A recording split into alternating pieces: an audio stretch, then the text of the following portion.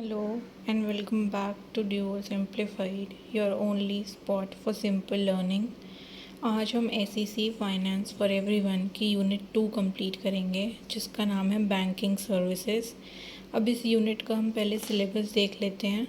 सबसे पहले इसमें हम टाइप्स ऑफ बैंक्स पढ़ेंगे, उसके बाद बैंकिंग प्रोडक्ट्स और सर्विसेज क्या होती हैं, जैसे बहुत सारी सर्विसेज बैंक्स हमें प्रोवाइड करता है।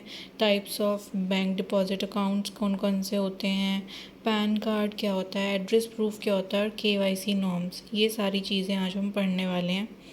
उसके बाद वेरियस टाइप्स ऑफ लोन्स, कौन कौन से टाइप के लोन्स होते हैं, जैसे education loan, consumer durable loan, vehicle loan, housing loan, short term, medium term and long term.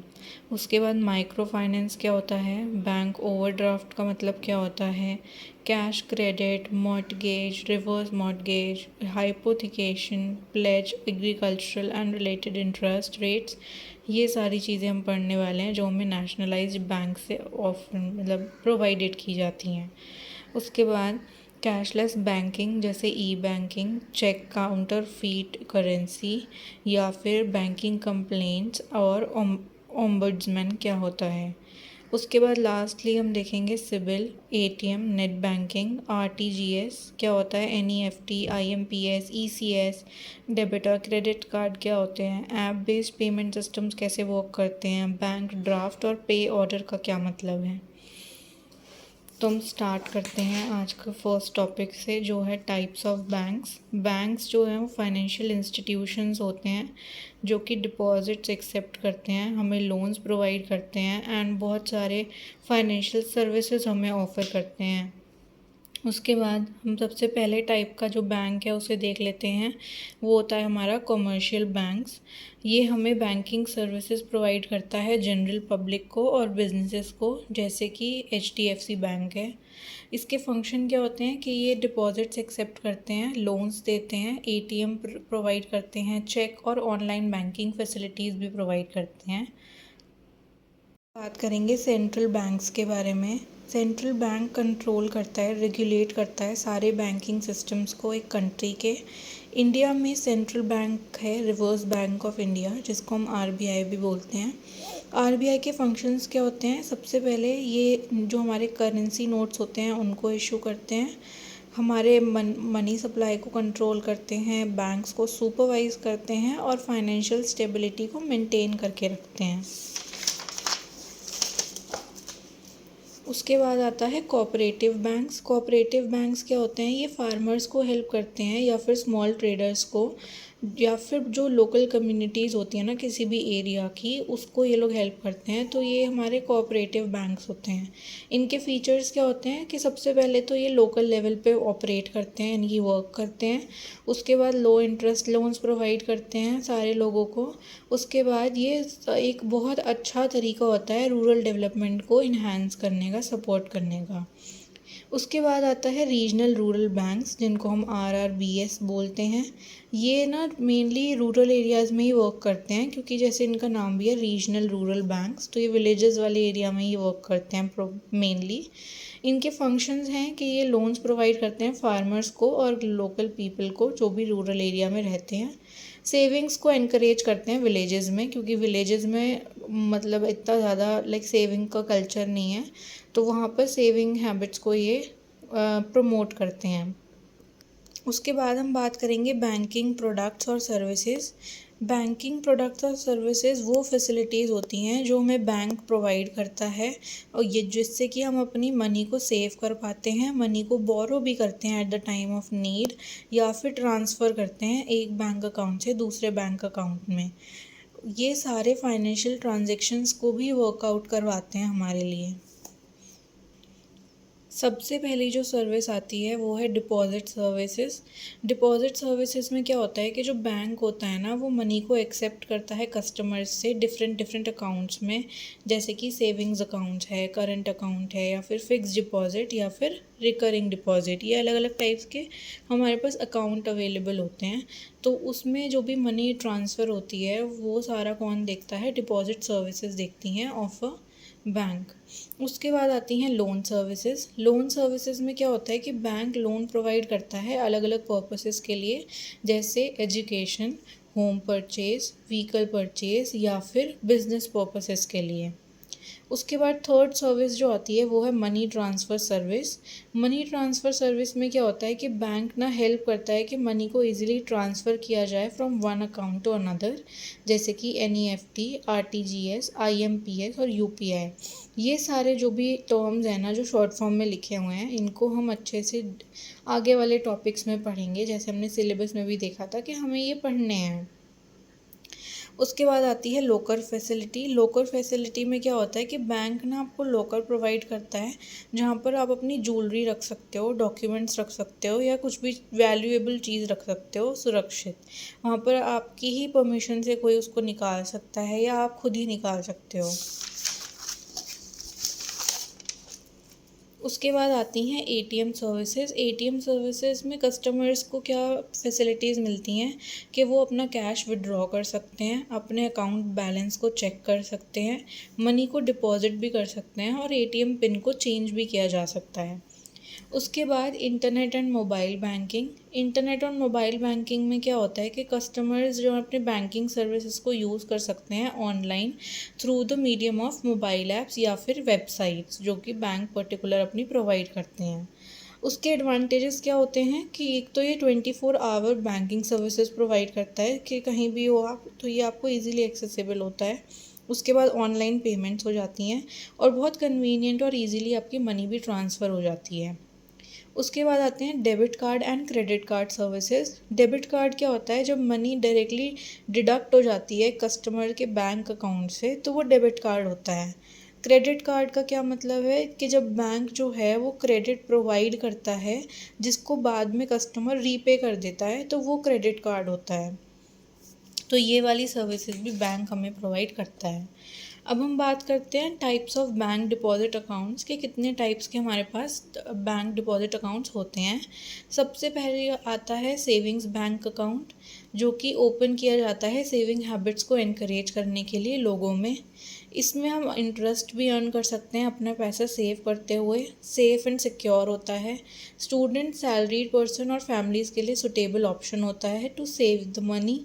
Easy withdrawal होता है मनी का, यहाँ पे कोई भी ज़्यादा फैसिलिटीज़ फॉर्मेलिटीज़ नहीं होती हैं, ईज़िली आप अपना पैसा विड्रॉ कर सकते हो। ATM और ऑनलाइन बैंकिंग फैसिलिटीज़ भी यहाँ पर अवेलेबल होती हैं। उसके बाद जो सेकंड हमारा बैंक डिपॉजिट अकाउंट आता है वो होता है टर्म डिपॉजिट अकाउंट, जिसको हम फिक्स्ड डिपॉजिट भी बोलते हैं, FD। एक अकाउंट जहाँ पर मनी डिपॉजिट की जाती है एक फ़िक्स पीरियड के लिए, उसको हम टर्म डिपॉजिट अकाउंट बोलते हैं या फिर FD भी बोलते हैं। यहाँ पर हमें बहुत हायर इंटरेस्ट रेट मिलता है अपने सेविंग अकाउंट्स के कंपैरिजन में। अमाउंट को आफ्टर मैच्योरिटी ही विड्रॉ किया जा सकता है। मैच्योरिटी वो टाइम पीरियड होता है जो आपने डिसाइड किया होता है फॉर योर फिक्स डिपॉजिट के इतने टाइम तक ही हम अपना डिपॉजिट करेंगे, उसके बाद हमारे जब मैच्योर हो जाएगा हमारा डिपॉजिट तो हम उसको विड्रॉ कर लेंगे। ये एक सेफ़ इन्वेस्टमेंट ऑप्शन होता है और यहाँ पर गारंटीड रिटर्न्स आपको मिलते हैं, यानी कि इंटरेस्ट रेट मिल रहा है तो ऑब्वियसली रिटर्न्स भी मिलेंगे। उसके बाद आता है करंट अकाउंट। करंट अकाउंट में क्या होता है कि ये बिजनेसमैन और कंपनीज़ के द्वारा खोला जाता है जहाँ, क्योंकि वो लोग बहुत फ्रीक्वेंट ट्रांजैक्शंस करते हैं ऑन डेली बेसिस। यहाँ पर अनलिमिटेड डिपॉजिट्स और विड्रॉवल्स का सिस्टम होता है कि कोई लिमिट नहीं होती है कि आप कितने पर्टिकुलर विड्रॉवल्स और डिपॉजिट्स कर सकते हो। यहाँ पर कोई भी इंटरेस्ट नहीं होता है अप्लाई, और ओवरड्राफ्ट फैसिलिटी भी यहाँ पर अवेलेबल होती है। अभी हम आगे पढ़ेंगे कि ओवरड्राफ्ट फैसिलिटी क्या होती है। रिकरिंग डिपॉजिट अकाउंट क्या होता है, RD जिसको हम शॉर्ट में बोलते हैं। यहाँ पर कस्टमर्स को अलाउ होता है कि वो डिपॉजिट कर सकते हैं एक फ़िक्स्ड अमाउंट हर महीने एक सर्टेन टाइम पीरियड के लिए। इसके फीचर्स क्या होते हैं कि यहाँ पर मंथली फ़िक्स्ड डिपॉजिट्स होते हैं, फ़िक्स्ड मैच्योरिटी पीरियड होता है कि इतने टाइम तक ही आपको पेमेंट करनी है हर महीने। इसमें आप इंटरेस्ट भी अर्न करते हो। अपने रेगुलर हैबिट्स को भी, जो सेव करने के हैबिट्स होते हैं उनको भी इनकरेज करते हो। ये बहुत ज़्यादा यूज़फुल होता है जो कि सैलरीड पीपल होते हैं या फिर मिडिल इनकम पीपल होते हैं उनके लिए। अब पैन कार्ड का क्या मतलब होता है? पैन कार्ड की फुल फॉर्म होती है परमानेंट अकाउंट नंबर। ये इशू किया जाता है income tax department of India के द्वारा। ये जो पैन कार्ड होता है, पैन कार्ड नंबर हमारा 10 डिजिट अल्फ़ा न्यूमेरिक नंबर होता है, यानी कि अल्फ़ाबेट्स भी होते हैं और नंबर्स भी होते हैं। इसको हम फाइनेंशियल ट्रांजैक्शंस के लिए यूज़ करते हैं। पैन कार्ड की इम्पोर्टेंस क्या होती है कि ये अपने बैंक अकाउंट्स खोलने के लिए इम्पोर्टेंट होता है, किसी भी इनकम टैक्स रिटर्न के फॉर्म फिल करने के लिए रिक्वायर्ड होता है, और ये हमें टैक्स एवेजन से भी प्रिवेंट करता है। उसके बाद बात करते हैं एड्रेस प्रूफ। एड्रेस प्रूफ क्या होता है? एक डॉक्यूमेंट होता है जिसको हम यूज़ करते हैं अपने रेजिडेंशियल एड्रेस को वेरीफाई करवाने के लिए कि हाँ, हम यहीं पर इसी पर्टिकुलर एड्रेस पर रहते हैं जहाँ हमने शो किया हुआ है। फॉर एग्ज़ाम्पल आधार कार्ड होता है एड्रेस प्रूफ में, पासपोर्ट होता है, वोटर आईडी, इलेक्ट्रिसिटी बिल या फिर ड्राइविंग लाइसेंस। इसका इम्पोर्टेंस क्या होता है कि बैंक्स को रिक्वायर्ड होता है एड्रेस प्रूफ जब वो अपने बैंक अकाउंट खुलवा रहे होते हैं अपने बैंक में किसी का, या फिर कस्टमर का रेजिडेंस कंफर्म करने के लिए। KYC नॉर्म्स क्या होते हैं? Know your customer. KYC stand for know your customer. ये एक प्रोसेस होता है जिसमें बैंक्स वेरीफाई करते हैं आइडेंटिटी और एड्रेस उनके कस्टमर्स का, उनको कोई भी बैंकिंग सर्विसेज प्रोवाइड करने से पहले। अब ऑब्जेक्टिव्स क्या होते हैं KYC के? ये ना एक तो फ्रॉड होने से बचाता है, ऊपर से यहाँ पर मनी लॉन्ड्रिंग भी नहीं होती है। उसके बाद ये बहुत सेफ़ और सिक्योर बैंकिंग अरेंजमेंट होता है। डॉक्यूमेंट्स क्या क्या रिक्वायर्ड होते हैं KYC के लिए? आपका आइडेंटिटी प्रूफ, आपका एड्रेस प्रूफ और फोटोग्राफ। बस ये 3 चीज़ें चाहिए होती हैं फॉर योर KYC। उसकी इम्पोर्टेंस क्या होती है कि सबसे पहले तो ये फेक अकाउंट को प्रिवेंट करता है बनने से। उसके बाद ट्रांसपेरेंसी रहती है बैंकिंग में कि आप कुछ भी बैंकिंग सर्विसेज अवेल कर रहे हो तो वो ट्रांसपेरेंट रहेंगी। उसके बाद ये बैंक को और कस्टमर को प्रोटेक्ट करता है किसी भी तरह की इलीगल एक्टिविटीज़ के अगेंस्ट। अब लोन का मतलब क्या होता है? लोन एक मनी बोरोड होती है, एक अमाउंट बोरोड होती है जो कि हम बैंक या फिर किसी भी फाइनेंशियल इंस्टीट्यूशन से लेते हैं किसी भी स्पेसिफिक पर्पस के लिए, और उनको ये प्रॉमिस करते हैं कि हम इसको टाइम पर रीपे कर देंगे इंस्टॉलमेंट्स में, जिसके साथ साथ इंस्टॉलमेंट में हमारा इंटरेस्ट रेट भी ऐड होगा, और वो एक फ़िक्स पीरियड में हम उनको रीपे कर देंगे। अब यहाँ पर बहुत different kinds of loans offer किए जाते हैं बैंक्स के थ्रू। जैसे सबसे पहला टाइप ऑफ लोन है हमारा एजुकेशन लोन। एजुकेशन लोन क्या होता है कि यहाँ पे स्टूडेंट्स को दिया जाता है हायर एजुकेशन के लिए इंडिया में या फिर कहीं बाहर उनको पढ़ना है तो उसके लिए भी। यहाँ पर tuition fees, books, hostel charges, examination fees सब कुछ कवर किया जाता है इस एजुकेशन लोन में। रीपेमेंट जो होता है वो यूजुअली स्टार्ट होता है जब आपकी स्टडीज़ कंप्लीट हो जाती हैं, उसके बाद पेरेंट्स या फिर गार्जियंस को यहाँ पे को बोरोवर्स की तरह एक्ट करना होता है, यानी कि को बोरोवर्स, यानी कि अगर वो आपके बच्चे या जो भी जिनके लिए भी आपने एजुकेशन लोन लिया है अगर वो पे नहीं कर पाते हैं तो फिर आपको वो पे करना पड़ता है। हेल्प स्टूडेंट्स, यानी कि वो हेल्प करते हैं स्टूडेंट्स को कि वो अपनी हायर स्टडीज़ को कंटिन्यू कर पाएँ इवन दो उनके पास इतने फाइनेंशियल इमीडिएट फंड्स नहीं हैं, पैसे नहीं हैं कि वो स्टडीज़ को अवेल कर सकें। उसके बाद आता है कंज्यूमर ड्यूरेबल लोन। ये प्रोवाइड किया जाता है जिससे कि हम परचेज़ कर सकते हैं हाउस होल्ड गुड्स को या फिर इलेक्ट्रॉनिक आइटम्स को, जिसके अंदर लैपटॉप, रेफ्रिजरेटर, वॉशिंग मशीन, ये सारी चीज़ें आती हैं। अब इसके फीचर्स क्या होते हैं? ये स्मॉल अमाउंट का लोन होता है, शॉर्ट रीपेमेंट होता है इसका, इजी EMI फैसिलिटी के थ्रू। यहाँ पर ये कंज्यूमर्स को वो एक मौका देते हैं कि वो एक्सपेंसिव गुड्स को बाय कर सकते हैं और उनको पेमेंट भी इमीडिएटली नहीं करनी है, थोड़े टाइम के बाद वो पेमेंट कर सकते हैं। उसके बाद आता है व्हीकल लोन। ये हमें हम तब ले सकते हैं या फिर कोई भी बैंक हमें तब देता है जब हमें कोई व्हीकल परचेज़ करना होता है, जैसे 2 व्हीलर, कार या फिर कोई भी कमर्शियल व्हीकल जो है वो एक खुद ही सिक्योरिटी की तरह एक्ट करता है इस पर्टिकुलर लोन में। यहाँ पर मंथली इंस्टॉलमेंट्स देनी पड़ते हैं और इंडिविजुअल्स को इनसे हेल्प मिलती है या फिर बिजनेसेस को कि उन्हें सारे व्हीकल्स एक साथ फुल पेमेंट देकर नहीं खरीदने पड़ते, वो धीरे धीरे पेमेंट कर सकते हैं उन सब चीज़ों की। उसके बाद आता है हाउसिंग लोन। हाउसिंग लोन में क्या होता है, इसको हम होम लोन भी बोलते हैं। ये ना ख़रीदने के लिए घर या फिर बनाने के लिए या रिपेयर या रेनोवेशन के लिए लिया जाता है। इसमें लॉन्ग रिपेमेंट का पीरियड होता है, सिक्योर किया जाता है प्रॉपर्टी को ही रखकर, ईएमआई पेमेंट सिस्टम होता है इसमें भी, और ये लोगों को हेल्प करता है कि वो खुद का घर बना सकते हैं लिमिटेड सेविंग्स के साथ भी। उसके बाद आता है कि अभी तो हमने पढ़ा कि कौन कौन से टाइप्स के लोन्स होते हैं फॉर द पर्पस। अब हम पढ़ेंगे कि टाइम पीरियड के बेसिस पे कौन कौन से क्लासिफिकेशन होते हैं लोन्स के अंदर। सबसे पहले आता है short term loan. Short term loan क्या होता है, ये लोन्स रीपेबल होते हैं एक साल के अंदर अंदर, इसलिए हम इनको शॉर्ट टर्म लोन्स बोलते हैं। जैसे कि क्रॉप लोन हो गया या फिर किसी भी स्मॉल बिजनेस के लिए कोई लोन लिया है वो। इसके फीचर्स क्या होते हैं कि यहाँ पर जो वर्किंग कैपिटल होती है उसको ज़रूरत होती है कि क्विक रीपेमेंट हो जाए, तो ये क्विक रीपेमेंट के लिए बहुत स्टेबल होते हैं। टेम्प्रेरी फाइनेंशियल शॉर्टेज है तो आपको उस टाइम पे इमरजेंसी में कोई चीज़ चाहिए और अभी आपके पास टेम्प्रेरी शॉर्ट टाइम के लिए कोई पैसे कोई अमाउंट सेविंग्स नहीं है, तो आप उस टाइम पे ये शॉर्ट टर्म लोन्स ले सकते हो। उसके बाद ये बहुत छोटा लोन अमाउंट होता है जो हम शॉर्ट टर्म के लिए लेते हैं।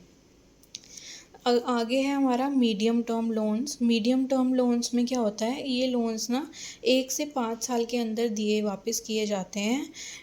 ये मेनली यूज़ किए जाते हैं जब हमें कोई मशीनरी लेनी होती है, कोई बिज़नेस एक्सपेंशन करना होता है या फिर कोई व्हीकल ख़रीदना होता है। इसका जो रीपेमेंट पीरियड होता है वो मॉडरेट होता है, जैसे कि हमने पढ़ा भी कि 1 से 5 साल के बीच का होता है, तो मॉडरेट की कैटेगरी में आएगा। उसके बाद जो यहाँ पे अमाउंट होती है वो भी मीडियम साइज होती है, जैसे कि इसका नाम ही है मीडियम टर्म लोन्स। तो यहाँ पे जो भी कैटेगरीज होंगी, जो भी हमारे पास कंडीशंस होंगी, वो सब मीडियम रेंज की होंगी। उसके बाद आता है लॉन्ग टर्म लोन्स। जहाँ पे जो लोन्स होते हैं वो ज़्यादा 5 साल से ज़्यादा के लोन्स होते हैं, इसीलिए हम इनको लॉन्ग टर्म लोन्स भी बोलते हैं। अब इनके फीचर्स क्या होते हैं, एक तो ये हाउस कंस्ट्रक्शन के लिए हम लेते हैं, किसी भी इंडस्ट्रियल प्रोजेक्ट के लिए, जो बहुत बड़ा इंडस्ट्रियल प्रोजेक्ट होता है उसके लिए हम इनको लेते हैं। हायर एजुकेशन के लिए भी हम इनको ले सकते हैं। इसके और क्या क्या फ़ीचर्स होते हैं, एक तो यहाँ पे हमारे पास बहुत बड़ी अमाउंट होती है, ठीक है। लॉन्ग रीपेमेंट स्केड्यूल होता है, यानी कि 5 साल से ज़्यादा ही आपको लगेंगे इसको रीपे करने में। उसके बाद जो टोटल इंटरेस्ट होता है वो बहुत हाई होता है as compare to short term loan और मीडियम टर्म लोन। अब हम देखते हैं हमारा अगला टॉपिक कि माइक्रो फाइनेंस क्या होता है। इसका मतलब होता है कि जब small loans financial services provide की जाती हैं पुअर गरीब लोगों को, जिनके पास लो इनकम होती है, तो उनको हम कोई भी अगर वो फॉर्मल बैंकिंग सिस्टम के पास नहीं जाना चाहते तो वो माइक्रो फाइनेंस करवा लेते हैं फॉर डिफरेंट फाइनेंशियल इंस्टीट्यूशन, जो कि छोटे छोटे फाइनेंशियल इंस्टीट्यूशंस होते हैं ना, यहाँ पर लोग आकर उनसे अपना स्मॉल लोन्स लेते हैं, इसको हम माइक्रो फाइनेंस बोलते हैं। स्मॉल लोन्स यहाँ पे वुमेन को दिए जाते हैं स्पेशली, जैसे कि किसी को टेलरिंग का कुछ अपना स्मॉल बिजनेस स्टार्ट करना है या किसी को डेयरी बिजनेस स्टार्ट करना है, तो ये जस्ट एक एग्जांपल है कि माइक्रो फाइनेंस का मतलब क्या होता है। इसके फीचर्स क्या होते हैं, एक तो यहाँ पे जो लोन अमाउंट होती है वो स्मॉल होती है, डॉक्यूमेंटेशन बहुत कम चाहिए होती है, कोई ज़्यादा फैसिलिटीज़ या फिर फॉर्मेलिटीज़ आपको पूरी नहीं करनी होती इस माइक्रो फाइनेंस के लिए। और ये ना ऑफन के कौन देता है इनको, मेजरली सेल्फ हेल्प ग्रुप्स देते हैं, यानी कि जिनको हम बोलते हैं SHGs, सेल्फ हेल्प ग्रुप्स यहाँ पर इनको प्रोवाइड करते हैं माइक्रो फाइनेंस। इसका इम्पोर्टेंस क्या होता है, ये ना एक तो एनकरेज करता है सेल्फ एम्प्लॉयमेंट, यानी कि स्पेशली अगर हम वीमेन की बात करें तो वीमेन हमेशा यही सोचती हैं कि मेरे पास पैसे नहीं हैं या मैं कैसे से स्टार्ट करूँगी कोई चीज़, तो माइक्रो फाइनेंस उनको हेल्प करता है कि वो खुद को एम्प्लॉयमेंट दिलवा सकें या खुद एम्प्लॉय हो सकें। यहाँ पर पॉवर्टी भी रिड्यूस होती है, क्योंकि अगर हमारे पास एम्प्लॉयमेंट रेट इंक्रीज़ हो जाएगा तो ऑब्वियस सी बात है पॉवर्टी भी हमारी डिक्रीज़ होगी। उसके बाद रूरल डेवलपमेंट को भी ये प्रमोट करता है। अब हम आगे देखते हैं बैंक ओवरड्राफ्ट क्या होता है। बैंक ओवरड्राफ्ट एक फैसिलिटी होती है जहाँ पे कस्टमर्स को अलाउ किया जाता है कि वो विड्रॉ कर सकते हैं ज़्यादा अमाउंट जितना उनके बैंक में अवेलेबल है उससे। ये मोस्टली प्रोवाइड किया जाता है करंट अकाउंट्स के लिए। जैसे फॉर एग्जांपल अगर आपके पास 10,000 रुपये हैं तो आप ओवरड्राफ्ट का यूज़ करके 15,000 रुपये निकाल सकते हो, लेकिन आपको उसके ऊपर इंटरेस्ट पे करना होता है। जैसे यहाँ पर भी लिखा है कि इंटरेस्ट चार्ज किया जाता है जब भी आप एक एक्सेस अमाउंट को निकालते हो अपने करंट अकाउंट से। उसके बाद बात करते हैं कैश क्रेडिट की। ये एक लोन फैसिलिटी होता है जो कि बिजनेसेस को ऑफर मेजरली दिया जाता है। उनकी सिक्योरिटी के रूप में हम उनके स्टॉक को या फिर इन्वेंट्री को रख लेते हैं। तो ये कैश क्रेडिट होता है जो आप सिर्फ बिजनेसेस को देते हो। जो हमारा ओवरड्राफ्ट होता है वो कोई कॉमन इंसान भी ले सकता है। बोरोवर जो होता है वो विड्रॉ करता है मनी जैसे ही उसको नीड होती है। यहाँ पर भी इंटरेस्ट जो होता है वो सिर्फ उस अमाउंट पे लगता है जितना आप यूज़ करते हो। ये हमें मेंटेन करता है हमारा वर्किंग कैपिटल, ये हमें हेल्प करता है कि हम अपना वर्किंग कैपिटल मेंटेन कर सकें। तो यही हमारा कैश क्रेडिट और ओवरड्राफ्ट। अब ओवरड्राफ्ट और कैश क्रेडिट ना थोड़ा सिमिलर लगता है, but the only difference is कि जो ओवरड्राफ्ट होता है वो बैंक अकाउंट्स के बैलेंस से लिंक होता है और कैश क्रेडिट जो होता है वो मेजरली बिजनेसेस के लिए होता है, उनके स्टॉक सिक्योरिटी के अगेंस्ट पे। तो इसमें बस यही डिफरेंस होता है दोनों में मेजर। तो अब हम बात करेंगे मॉर्टगेज के बारे में। ये एक लीगल एग्रीमेंट होता है जहाँ पर जो भी इमूवेबल प्रॉपर्टी होती है उसको रखा जाता है एज सिक्योरिटी किसी भी लोन को देने के बदले में। प्रॉपर्टी ओनरशिप जो होती है वो रहती बोरोवर के पास ही है, लेकिन उसको सिर्फ एज अ सिक्योरिटी रख लेते हैं कि इन केस अगर आप लोन रीपे नहीं कर पाते हो तो वो जो भी इमूवेबल चीज़ आपने रखी है सिक्योरिटी फिर वो ही उस आपका लोन पे करेगी। बैंक जो है वो प्रॉपर्टी सेल कर सकता है अगर हमारा लोन पेमेंट नहीं हुआ है जितना टाइम हमें दिया गया है उसके अंदर। अब रिवर्स मॉर्टगेज क्या होता है, ये मेनली डिज़ाइन किया गया है सीनियर सिटीजन्स के लिए। यहाँ पे क्या होता है कि सीनियर सिटीजन्स ना अपना घर दे देते हैं बैंक वालों को एज मॉर्टगेज, यानी कि उनसे लोन लेने के लिए। और बैंक वाले क्या करते हैं फिर उनको रेगुलर इनकम के तौर पे पैसे देते रहते हैं जिससे कि उनका खर्चा चलता रहता है। ओनरशिप अभी भी बोरोवर के पास ही होती है दोनों केसेस में, लेकिन यहाँ पर क्या होता है कि उन जितना भी उनका लाइफ टाइम होगा सीनियर सिटीज़न का उतने टाइम तक उनके पास वो ओनरशिप रहेगी। यहाँ पर जो ये स्कीम लाई गई थी या ये जो डिज़ाइन किया गया था ये इसलिए किया गया था कि जो रिटायरमेंट के बाद लोग हैं उनको financial support mill pi by the banks. Pledge का मतलब क्या होता है, ये एक मेथड होता है कि आप जो अपने मूवेबल गुड्स हैं उनको रख सकते हो लेंडर के पास एज सिक्योरिटी। लेंडर क्या होता है, जो हमें पैसे देता है, जो जिससे हम पैसे बोरो करते हैं वो लेंडर होता है। तो प्लेज एक सिस्टम होता है जहाँ पर आप अपनी मूवेबल गुड्स को रखते हो एज सिक्योरिटी। पोजेशन जो होती है वो ट्रांसफ़र करी जाती है लेंडर की। जैसे अभी यहाँ पर हमने देखा कि बैंक के पास कोई ओनरशिप नहीं होती अनटिल एंड अनलेस आप अपना पेमेंट नहीं करते हो। बट यहाँ पर जैसे ही आप लोन लोगे वैसे ही आपका जो पोजेशन है वो ट्रांसफ़र हो जाएगा to the from the borrower to the lender. Loan जो होता है वो गुड्स के एक्सचेंज में दिया जाता है। फॉर एग्जांपल गोल्ड लोन अगर आप लेते हो तो वहाँ पर जो भी आपके गोल्ड ऑर्नामेंट्स होते हैं उनको डिपॉजिट किया जाता है बैंक के अंदर ही, आपके पास नहीं रहते वो। हाइपोथिकेशन का मतलब क्या होता है, ये एक मूवेबल एसेट्स होते हैं जो कि प्लेज की तरह यूज़ किए जाते हैं सिक्योरिटी के तौर पे, जिनको हम जो पोजेशन है वो ट्रांसफ़र नहीं किया जाता लेंडर तक। प्लेज में क्या होता है कि लेंडर के पास चला जाता है, लेकिन हाइपोथिकेशन में प्लेज के तरीके से रखा तो जाता है लेकिन पोजेशन लेंडर के पास नहीं जाता। एसेट्स जो होते हैं जैसे हम जो यूज़ करते हैं फॉर हाइपोथिकेशन वो होता है व्हीकल, स्टॉक्स या फिर इसके सिमिलर चीज़ें। बोरोवर के पास ही पोजेशन रहता है हाइपोथिकेशन में। बैंक के पास लीगल राइट होता है कि वो एसेट को ले सकता है अगर लोन जो है उसके अंदर कोई डिफ़ॉल्ट्स हैं, यानी कि अगर वो रीपे नहीं होता है। अब हम बात करते हैं एग्रीकल्चरल लोन्स के बारे में। तो यहाँ पर हमारे पास 4 तरीके के एग्रीकल्चरल लोन्स आते हैं, उनको हम पढ़ेंगे ब्रीफली। जैसे सबसे पहले आता है क्रॉप लोन। क्रॉप लोन में क्या होता है, सीड्स के ख़रीदने के लिए पैसे या फर्टिलाइज़र्स, इरिगेशन, हार्वेस्टिंग, इन सब चीज़ों के लिए अगर आपको पैसे चाहिए तो आपको वो एग्रीकल्चरल लोन मिलते हैं। उसके बाद फार्म इक्विपमेंट लोन होता है, जैसे अगर आपको ट्रैक्टर लेना है, पंप सेट लेने हैं, कोई भी मशीनरी लेनी है जो एग्रीकल्चर में यूज़ होती है, तो उसके लिए आप फार्म इक्विपमेंट लोन ले सकते हो। उसके बाद थर्ड टाइप आता है डेयरी एंड पोल्ट्री लोन। इसमें क्या होता है, हम एनिमल हस्बेंड्री एक्टिविटीज़ के लिए लोन लेते हैं। अब एनिमल हस्बेंड्री क्या होता है, the rearing of life stock, जैसे कि बफलोज, काउस, गोट्स, शीप, ऐसे। तो ये सारे जितने भी एनिमल्स होते हैं डेयरी या फिर पोल्ट्री के लिए, उनके एक्टिविटीज़ को कैरी आउट करने के लिए, टाइम टू टाइम मेंटेन करने के लिए हम ये लोन ले सकते हैं। उसके बाद आता है किसान क्रेडिट कार्ड, जिसको हम केसीसी भी बोलते हैं। ये एक ईजी और बहुत फ्लेक्सिबल क्रेडिट फैसिलिटी होती है जो सिर्फ फार्मर्स के लिए इंट्रोड्यूस करी गई है। फार्मर्स ही इसको यूज़ कर सकते हैं। अब हम बात करते हैं इंटरेस्ट रेट्स के बारे में। जो नेशनलाइज्ड बैंक्स होते हैं ना, वो डिफरेंट डिफरेंट काइंड के इंटरेस्ट रेट्स चार्ज करते हैं। डिपेंड करता है कि कौन से टाइप का लोन है, क्या आपका क्रेडिट स्कोर है, क्या लोन की अमाउंट है, क्या रीपेमेंट पीरियड आपने लिया है अपने लोन के लिए, और क्या हमारी आरबीआई पॉलिसीज़ हमें बताती हैं फॉर अ पर्टिकुलर लोन।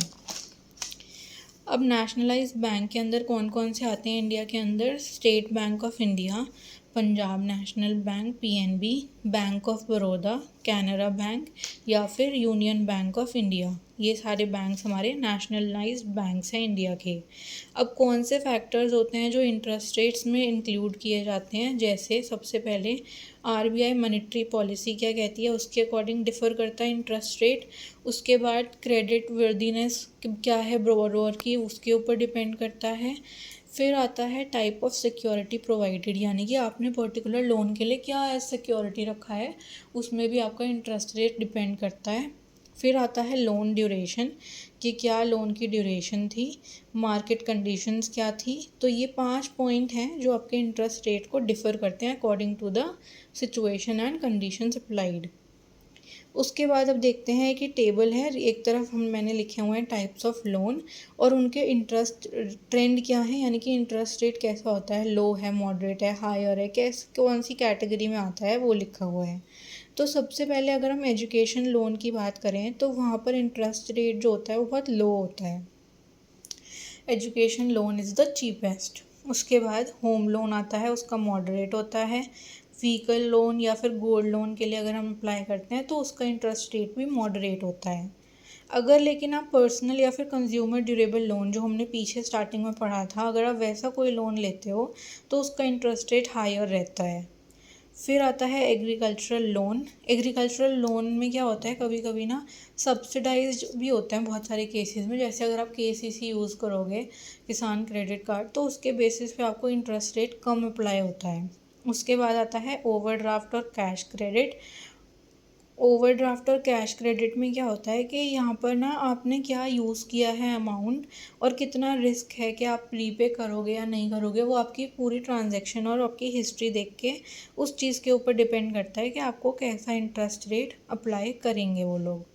तो इस वीडियो में आज हम बस यहीं तक पढ़ेंगे। इसके भी हमें 2 पार्ट्स बनाने पड़ेंगे क्योंकि ये यूनिट थोड़ी लंबी है, but it is not tough, it is quite easy. कुछ बेसिक टर्म्स हैं जो आपको पता होंगी ही पहले से, और कुछ टर्म्स हैं जो हमने नहीं सीखी हैं अभी। तो इसलिए अगर आपको कोई भी डाउट होता है फिर भी, तो आप मेरे को कमेंट सेक्शन में बता सकते हैं। If you have any doubt you can comment down below. Till then, bye bye. Do like, share and subscribe to the channel. Thank you.